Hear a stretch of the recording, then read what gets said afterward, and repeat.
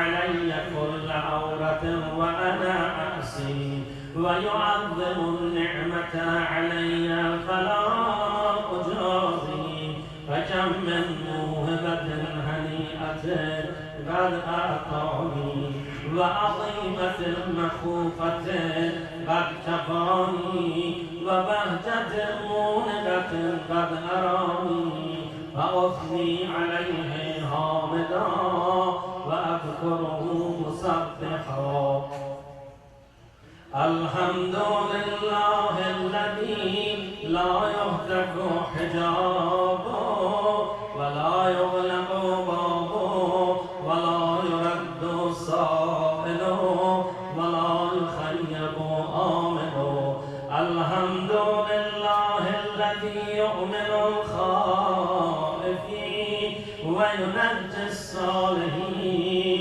ويرفع المستضعفين ويضع المستكبرين ويهلك ملوكا ويستخلف آخرين والحمد لله قاسم الجبارين مبير الظالمين مدرك الهاربين نكال الظالمين صريخ المستصرخين موضع حاجات الطالبين معتمد المؤمنين الحمد لله الذي من خشيته ترعد السماء وسكانها وترجف الأرض وعمارها وتموج البحار ومن يسبح في غمراتها الحمد لله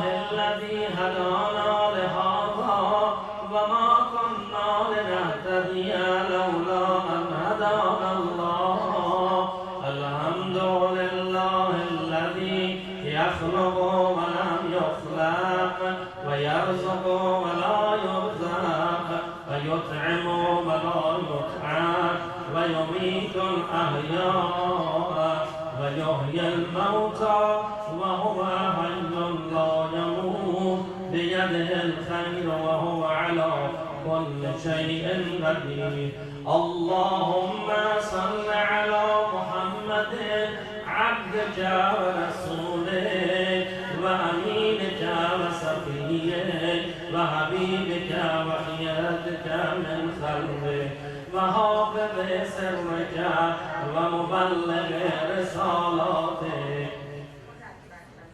أفضل وأحسن وأجمل وأجمل وأزكى وأما وأطيب وأطهر وأسنى وأكثر ما صليت وبارك وترحمت وتحنن وسلمت على أحد من عبادك وأنبيائك ورسلك وصحبتك وأهل الكرامة عليك من خلقك اللهم وصل على علي أمير المؤمنين ووصي رسول رب العالمين عبدك ووليك وأخي رسولك وحجتك على خلقك وآيتك الكبرى والنبأ العظيم وصل على الصديقة الطاهرة فاطمة الزهراء سيدة نساء العالمين وصل على سبتي الرحمة وإمامي الهدى الحسن والحسين سيدي شباب أهل الجنة وصل على أئمة المسلمين علي بن الحسين ومحمد بن علي وجعفر بن محمد وموسى بن جعفر وعلي بن موسى ومحمد بن علي وعلي بن محمد والحسن بن علي والخلف الهادي المهدي وجدك على عبادك وأمنائك في بلادك صلاة كثيرة دائمة اللهم وصل على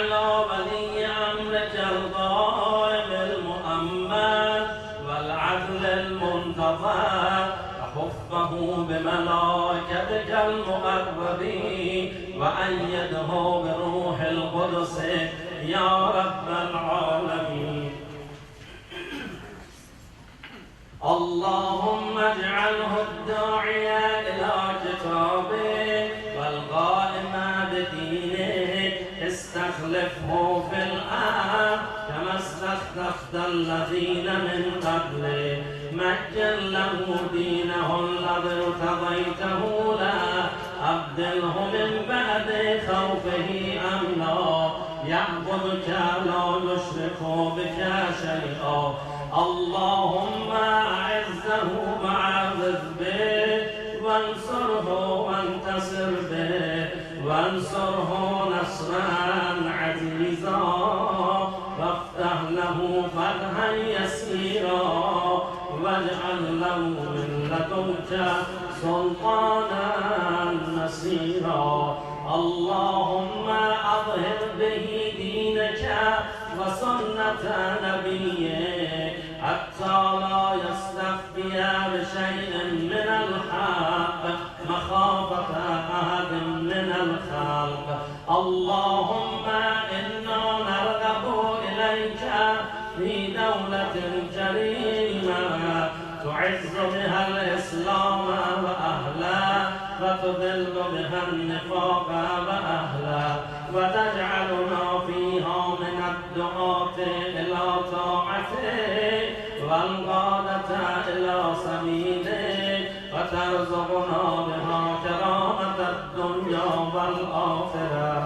اللهم ما عرفتنا من الحق فحملنا، وما غصرنا عنه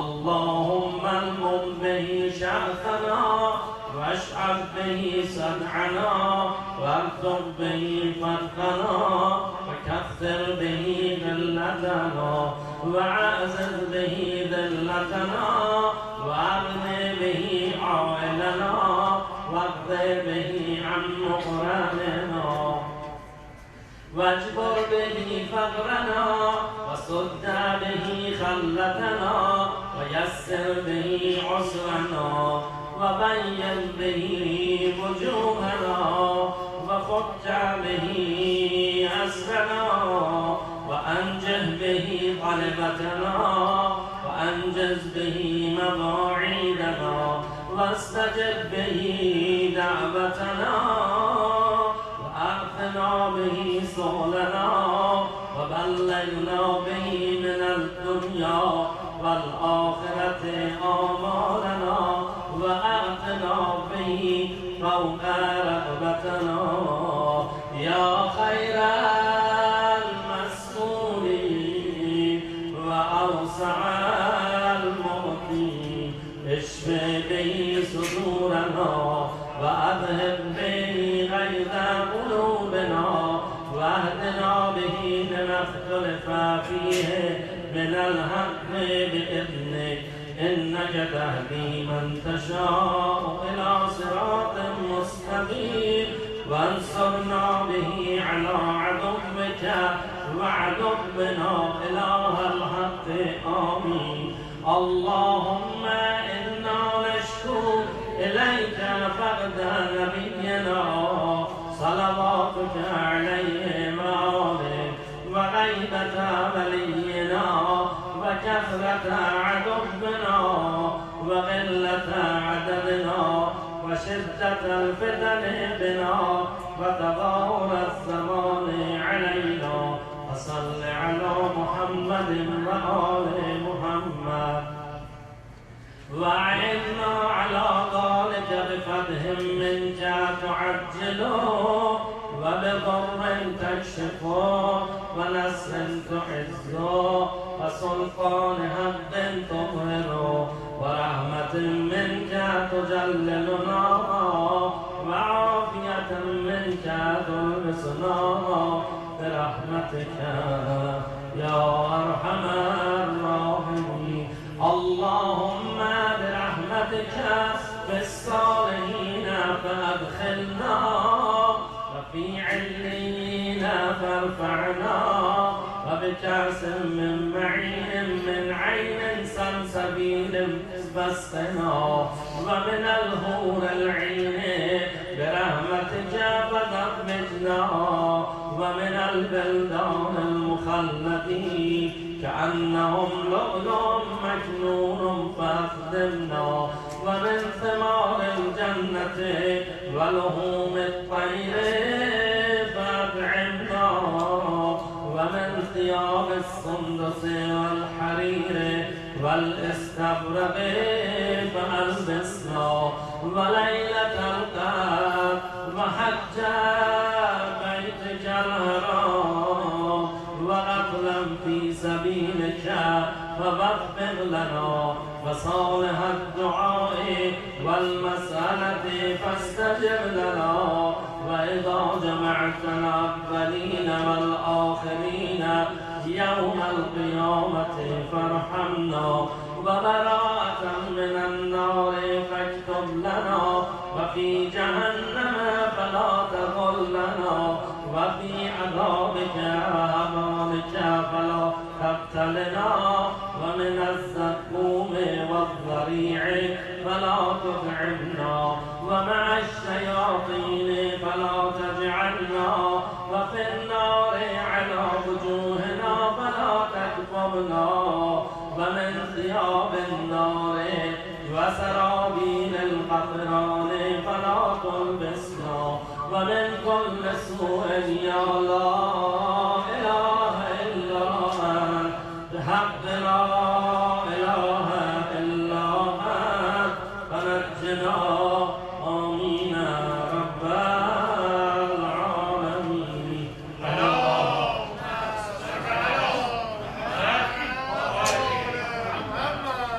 رحم الله من خلق الفاتحة مع الصلوات.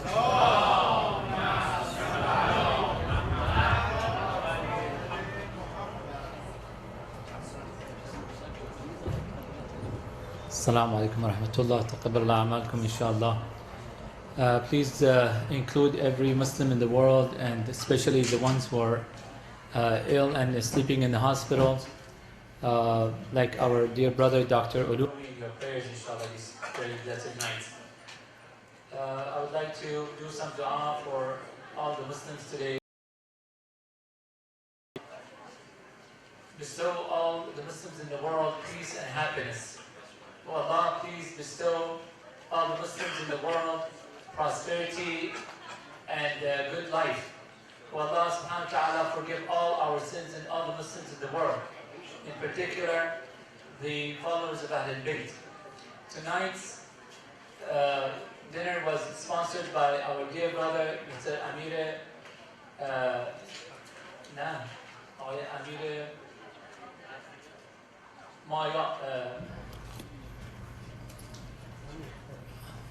I saw him today here. بله مایل بله.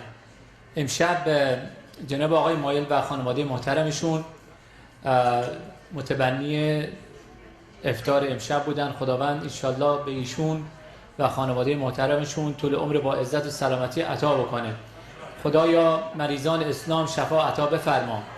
پروردگارا مریضان منظور شفا عطا بفرما. پروردگار همه ما را در این شب‌های مقدس و این روزهای بسیار زیبا و مقدس ببخش و بیامرز. پروردگار گناهان ما را ببخش و بیامرز. آبروی ما مریز، گناهان ما بریز. به در آمدن همین جمع ببخش و بیامرز. برای شاد شدن و شادتر شدن و عالیتر شدن درجات مرحومین این جمع و بالاخص جناب آقای امیر، از همه شما عزیزان تقاضا دارم که یک سوره فاتحه قرائت بفرمایید، قبل از اون یک صلوات بلند مرحمت بفرمایید. بسم الله الرحمن الرحیم. الحمد لله رب العالمین الرحمن الرحیم مالک یوم الدین ایاک نعبد و ایاک نستعین اهدنا الصراط المستقیم صراط الذین انعمت علیهم غیر المغضوب علیهم ولا الضالین. صدق الله العلی العظیم. Please join me and invite our dear brother Sayyid Mehdi Al-Qazwin to the podium with the last salawat.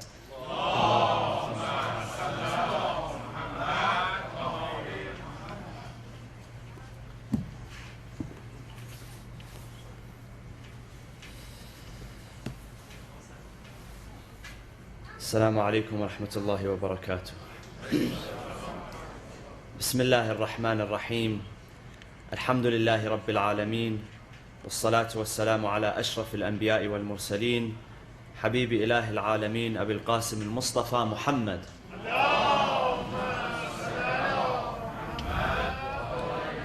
وعلى أهل بيته الطيبين الطاهرين المعصومين المنتجبين. أعوذ بالله من الشيطان الرجيم. بسم الله الرحمن الرحيم. إنما الصدقات للفقراء والمساكين والعاملين عليها والمؤلفة قلوبهم وفي الرقاب والغارمين وفي سبيل الله وابن السبيل فريضة من الله والله عليم حكيم. صدق الله العلي العظيم. وصلوا على محمد وآل محمد.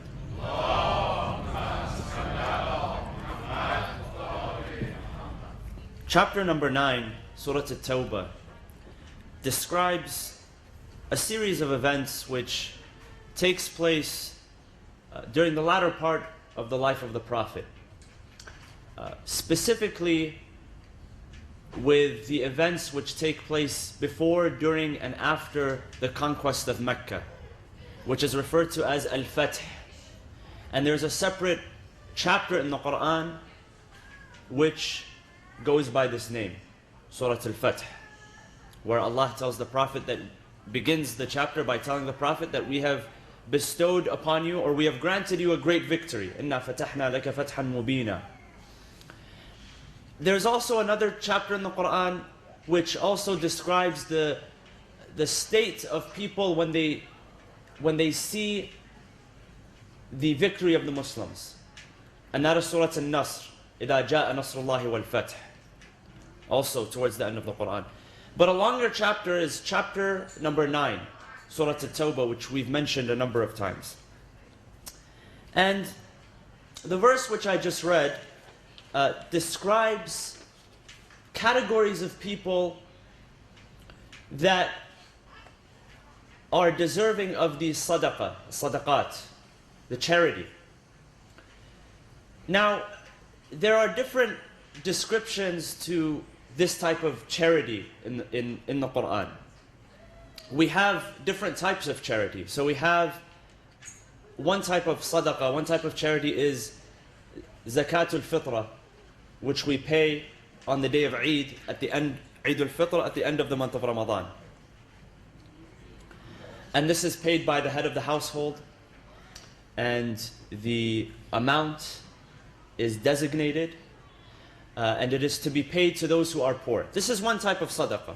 This is one type of zakat, one type of charity which is given. In other cases, and especially in the Quran, types which are not applied today as much, are those which concern the spoils of war.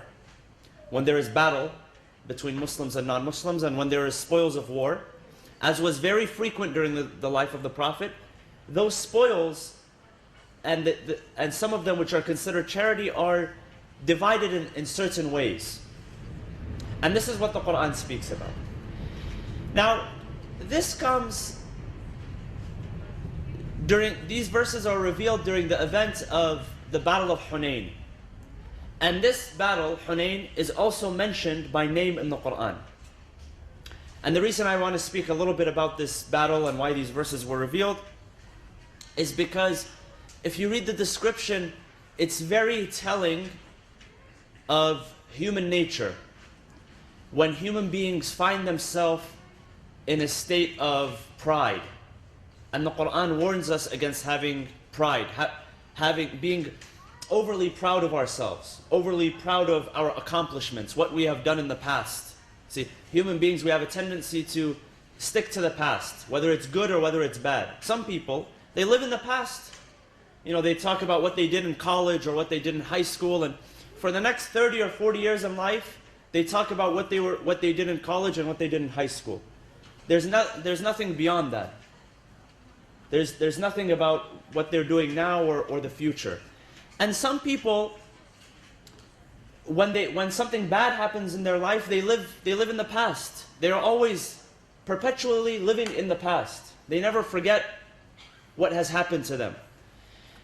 The Quran here is warning the believers and saying, do not be proud of your accomplishments in the past. And this was very necessary when it came to addressing their preparation for the battle of Hunayn. Now, the Battle of Hunayn, when and where did it take place? The Battle of Hunayn took place after the conquest of Mecca, after Fatih Mecca, after the Prophet and the believers successfully, they were able to take back Mecca.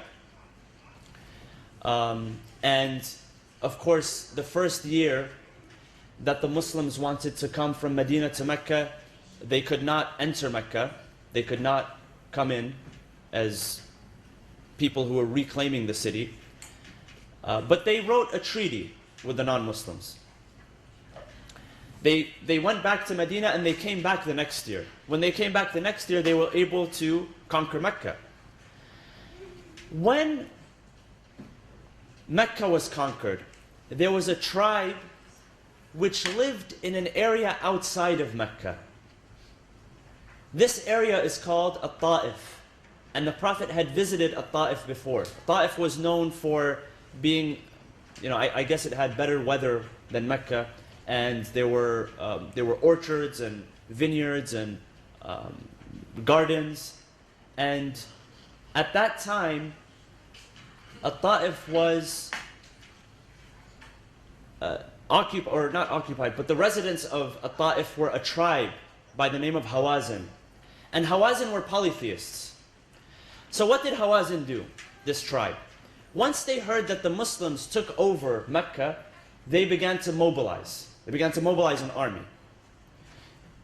Because they were under the impression that this entire area in and around Mecca, and eventually the entire Arabian Peninsula, was going to come under the control of the Muslims. So what did they do? They began to build themselves.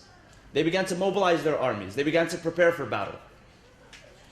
Now, what happened was they wanted to mobilize and then go into Mecca in order to undo what the Muslims had done. The Prophet found himself in a very difficult situation. Why? Because he has people from Medina with him who want to go back to Medina. These are residents. They want to go back to their families. They want to go back to their businesses, their livelihood. But now, before going back, they have to go towards Ta'if to fight off this group of 20,000. According to narrators, they say there were 20,000 people that were mobilized, Hawazin. Now the Prophet has to fight them, but not only does he have to fight them or face off with them, he has to take with him an army which is competent. An army which is competent, and when you look at armies and when you talk about their competence, it's not only in numbers and it's not only in weapons. I mean, if history tells us anything, if you look at the past few decades or few centuries, you find that numbers isn't always everything. One of the biggest things is morale when it comes to an army. There has to be good morale. There has to be good fighting spirit.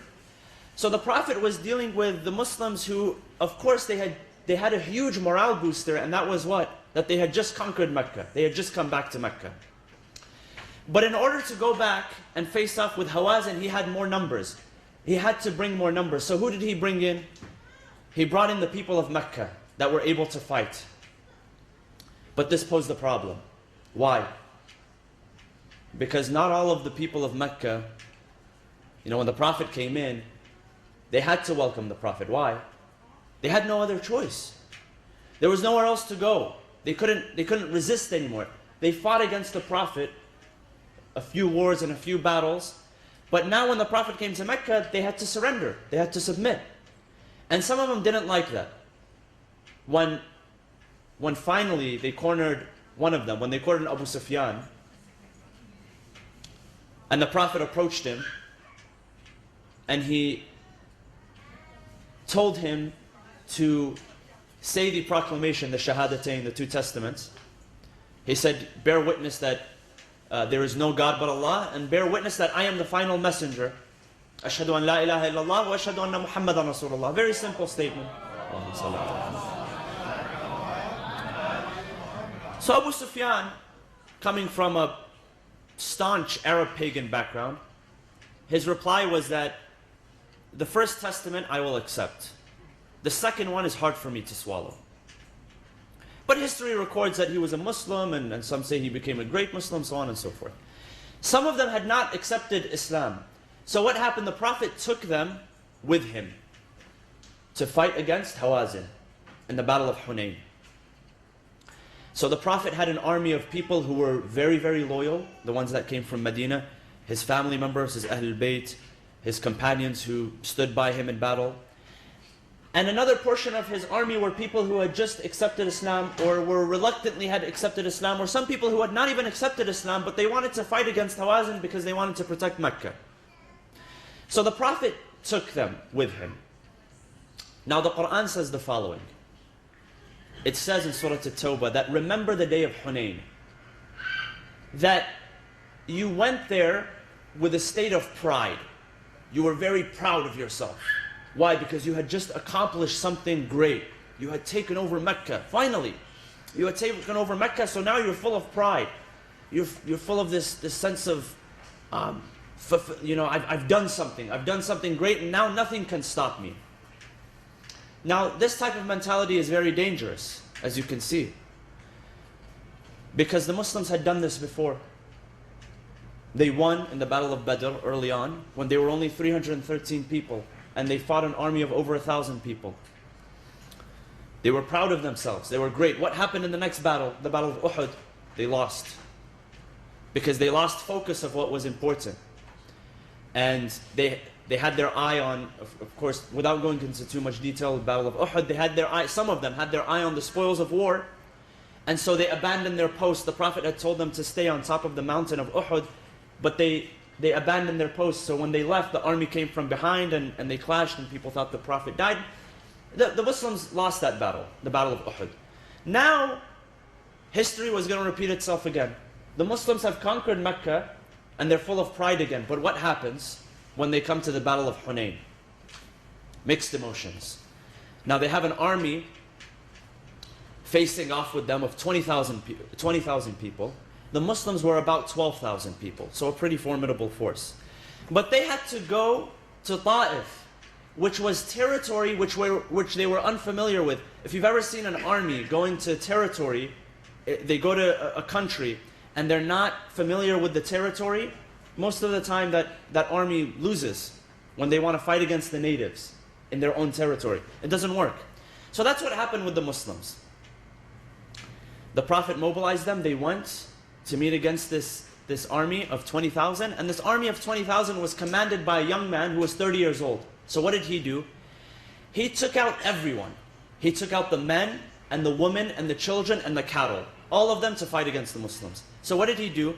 He placed the women and the children and then the cattle behind them, and then in front of the women and the children he placed the men. And his logic was that this was going to encourage the men, because they know what is at stake if they're going to lose the battle. Their women and children are going to become captive, and their cattle is going to be taken away from them as spoils. And so he thought this was a good idea. So they went out and they clashed with the Muslims. The Muslims were about to, they were in very dangerous territory. So the Muslims were about to lose it. Some of them, they turned back. They began turning back. When they began turning back, the Prophet turned to Abdullah, his cousin, Abdullah bin Abbas, and he told him, he said, say to the believers, call out to the believers, O people of the tree. What tree? The tree where they shook the hand of the Prophet, where they pledge allegiance. O people of the tree, where are you fleeing to? So once they heard that cry, they turned around. In the end, the Muslims won the battle. Now what happened when they won the battle? The women and children were taken captive. There were about 6,000 of them. And the cattle was all taken as spoils. Now in the end, the Prophet, of course, he freed the women and the children. But it's interesting because when the Prophet took those spoils, generally what takes place when an army loses is that they send out someone to negotiate, right? To negotiate the terms of agreement, the terms of settlement, whatever they call it. They didn't send anybody out. So the Prophet waited. Now the Prophet has his army. The Prophet has captives. The Prophet has spoils of war. And Hawazin, the tribe, have not sent anybody out. So the Prophet begins dividing the spoils of war. But what does he do when he divides the spoils of war? It's very, very interesting. And whether it was deliberate or not, whether it was by the command, these are questions that the companions began to ask. Why? Because they saw that the Prophet was granting the spoils of war to whom?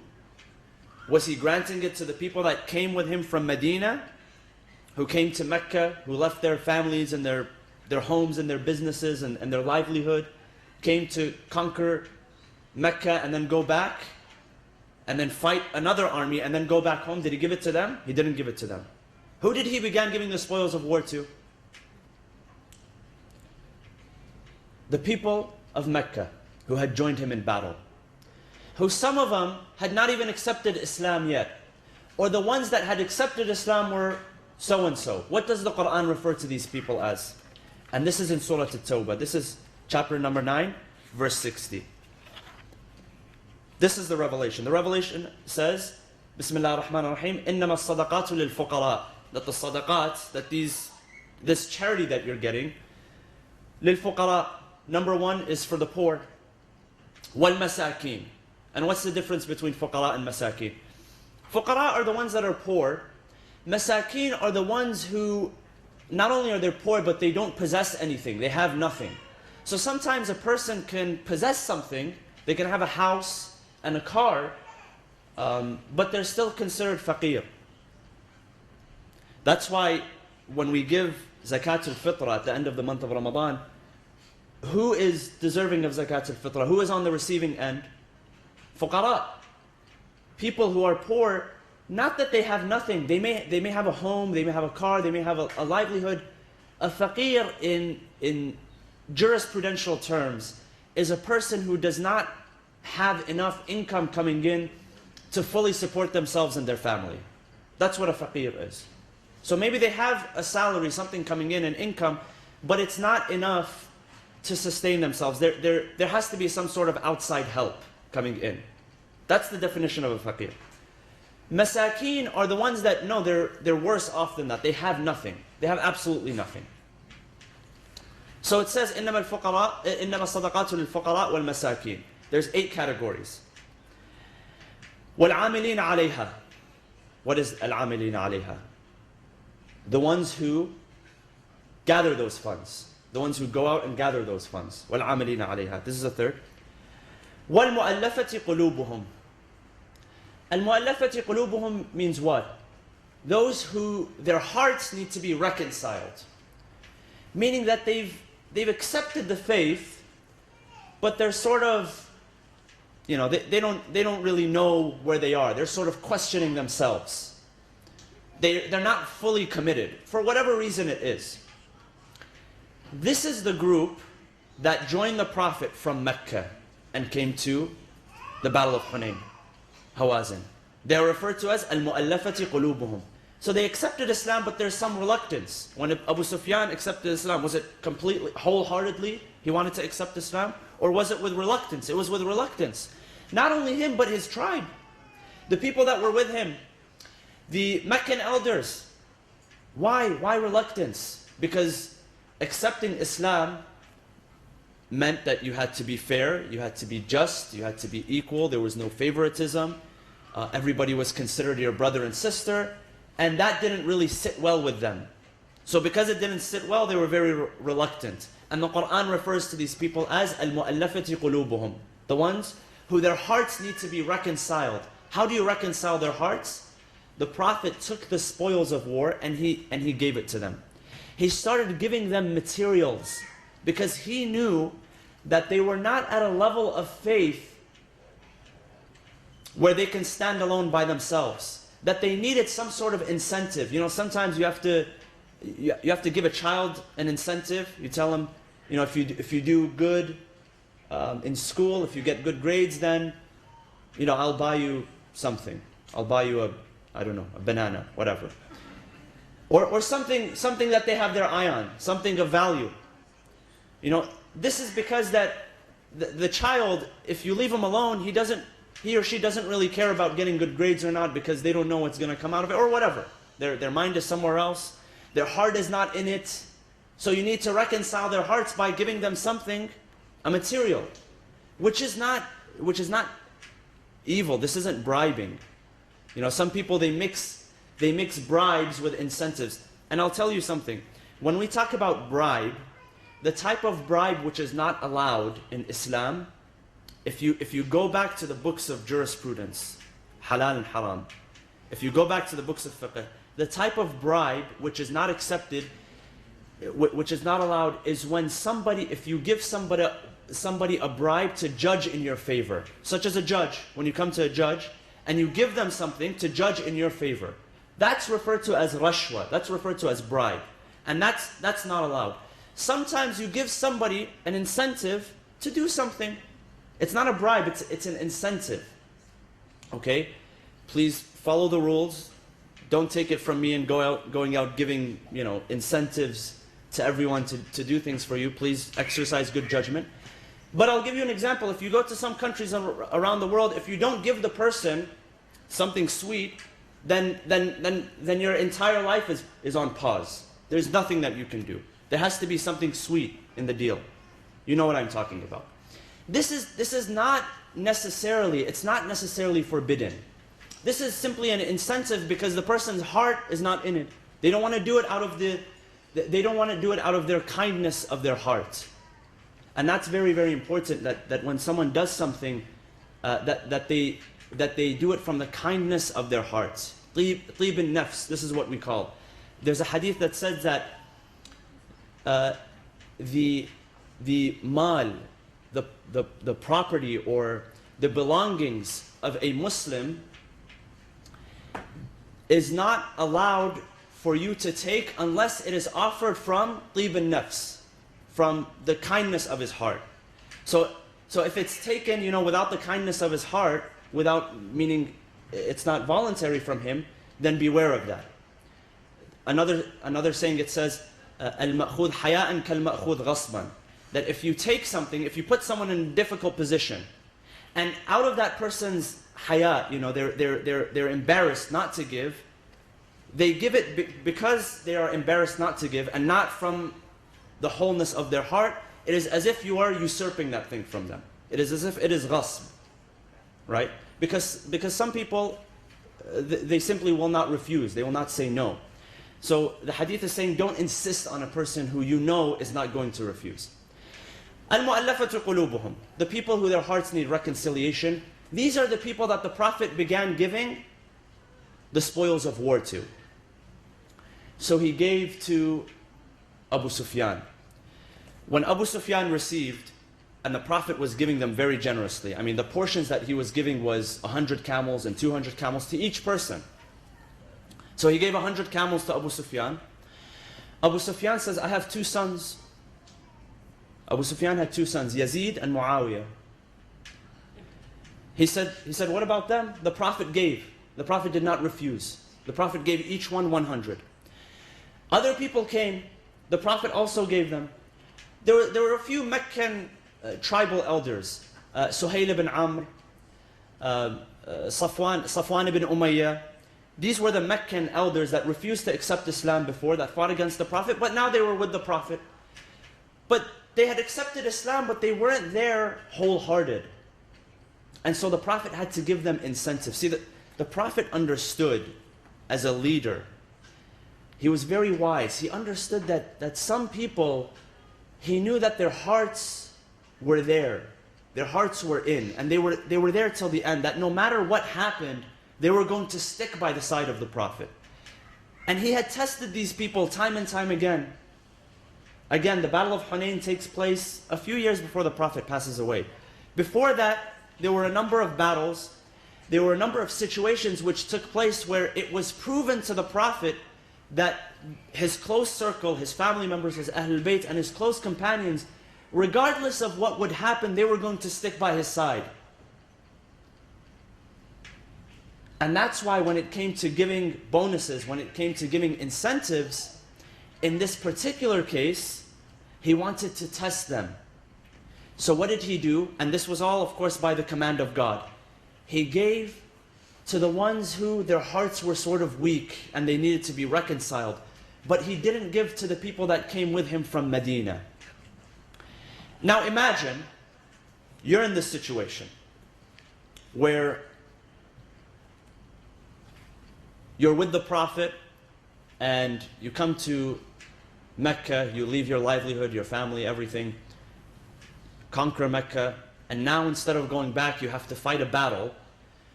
You almost lose the battle, but you win by the grace of God. You get a whole lot of spoils of war, but you don't get anything from those spoils of war. While the people that were only a few months ago fighting against the Prophet, they get 100 camels and 200 camels and 300 camels. Imagine that situation. Very, very tough for the believers, right? But the believers were patient until they got together and they said, you know, we have to say something. The Prophet has sort of overlooked us, and you know, by being with the Prophet, we're losing business and whatever. So they go to the Prophet. One of the representatives, Sa'd ibn Ubadah, who was one of the leaders of the Ansar. The Ansar are the ones that lived in Medina that accepted the Prophet. So he went to the Prophet. He said, Ya Rasulullah, you know, what's going on here? That we've been with you, and now when it comes time to divide the spoils of war, you're giving favor to Mr. X and Mr. Y and Mr. Z, but you're overlooking us. What's going on? So the Prophet turned to Sa'd and he said, I want you to gather all of the Ansar, all of the people that came from Medina to Mecca. I want you to gather them and we'll meet. I'll meet you at a certain time, at a certain place. So they gather and the Prophet comes to them and he tells them, O people, I have heard that some of you are not content with my decision of how I distributed the spoils of war. That I gave the people, I gave them more and I didn't give you anything. He told them, O people of Medina, O Ansar. He told them, was it not enough that I came to Medina and I saw you fighting amongst one another, and you were in a bloody civil war, and you were fighting each other for so long that you had forgotten why you were fighting each other in the first place? Because they had this mentality when the Prophet came to Medina, the two warring tribes, Al-Aws wal-Khazraj, these were the two tribes, they had gotten into this blood feud where they would just randomly attack one another and kill from one another's tribe. And this had lasted so long that they had forgotten why they were doing it in the first place. He said, didn't I find you in this state and I made peace between you? And on top of that, not only did I make peace, that I stopped the fighting between you, I made you brothers of one another. I brought you hand in hand and I made you brothers of one another. Didn't I do that? Didn't I bring you guidance when you wanted guidance and you called upon me when I was in Mecca? You wanted guidance and I responded and I came to you. And these were very, very good believers. So when they heard about this, they took back their earlier statements and they began to realize the importance of the Prophet. That no, what he's saying is true, it's legitimate. That we were fighting one another and this man and he brought us civilization and he brought us peace, and now we're thinking about material goods. He gave us something which is far greater in value than material goods, than any material goods. The Prophet didn't stop there. The Prophet, he gave them a while for this to sink in, for this realization to sink in. And then what he said next showed their true loyalty. He told them after a while, he said that, "Anything to say? Do you have anything to reply to what I said?" They said, "No, Ya Rasulullah. There's nothing that we can say. You said it well, that we were fighting amongst ourselves and you brought peace and reconciliation and all of this and you did us a favor." He said, "That's not the full truth." He said, "One thing that you can reply," this is what the Prophet is telling them. He says, you can reply to me.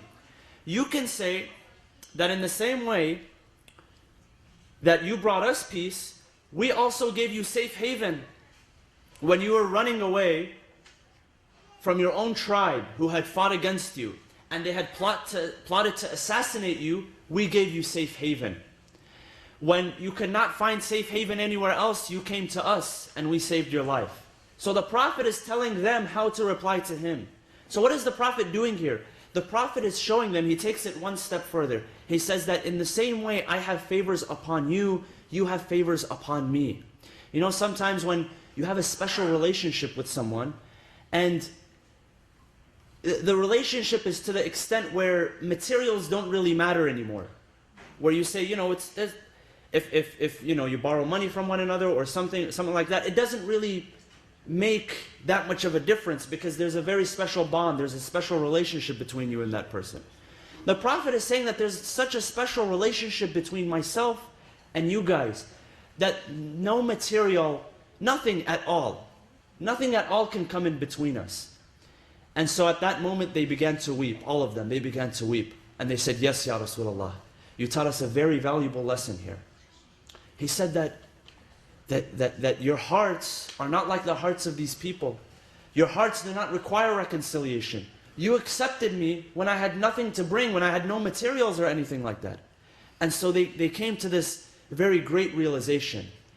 And that's what the Quran is saying here. The Quran is saying here that there are some people that, you know, in order for there to be an actual commitment, sometimes you have to give them some sort of incentive.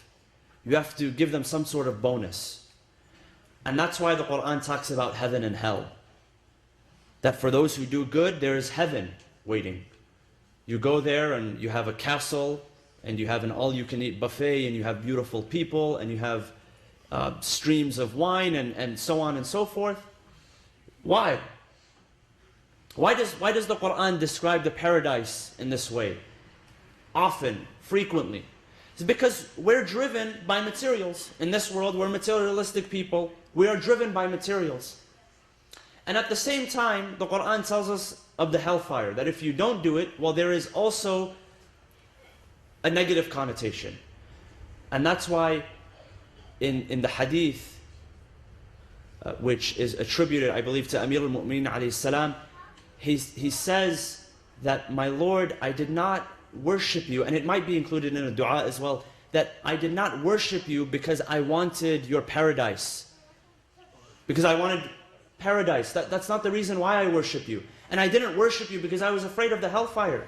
I worship you because you're worthy of worship. Whether there's paradise or hellfire is very irrelevant. You are my creator, you are my sustainer. You are the one that has sustained me, so you are very worthy of worship. There's another hadith, and I'll end with this. And this is taken from the words of Amir al-Mu'mineen, that there are two types of iman. There's two types of belief. Because not everybody who says, "I'm a believer," is on the same level. And the Quran says this, that people are on different levels of belief. Some people are at the lowest level of belief. They're believers, but they're at the lowest level of belief. And some people, no matter the situation, no matter whether there is materials involved, no matter whether there is reward or punishment involved or not involved, that they're very stable. They're very stable in their belief. And this is why Imam Ali alayhi salam, there's a hadith which is attributed to him, where he says that if the veil was to be lifted from in front of my eyes, that my yaqeen, my conviction, would not raise. لو كشف لي الغطاء ما ازددت يقينا. Doesn't matter if the veil was lifted in front of me, if I was able to see God with my eyes, if I was able to see everything with my eyes, it would not increase, not even a bit in my certainty. That's how much certainty I have. that are not driven by punishment or reward or materials. That's how much that's how much love I have for God, because God is worthy of worship. And that's the type of iman that we refer to as iman mustaqar. It's something which is stable. It's something which is deeply rooted. Versus another type of iman, which is referred to as iman mustawda'. What does mustawda' mean? Mustawda' comes from wadi'a. Mustawda' is something which is borrowed. Something which is borrowed, something which is temporary. When you give someone something to borrow, you give someone a book to borrow for a week. It's temporary. Some people have iman, but it's mustawda'. It's like someone has lended them faith. It's temporary. It doesn't belong to them. And then there are people who, no matter what the circumstances, they are strong in faith. And that's why the Quran says to the Prophet in this instance, those people that you find that are materialistically driven, give them some materials. If the outcome is good, then give them some materials. But some people, you don't need to give them any materials. They will follow you no matter what. They recognize the greatness in you. And those are your true followers. Those are your great followers. Whether times are good or whether times are bad, whether they have money in their pocket or they don't have money in their pocket, they will follow you regardless. So we ask Allah subhanahu wa ta'ala to allow us in this month to be among those who have a strong and solid faith, inshallah.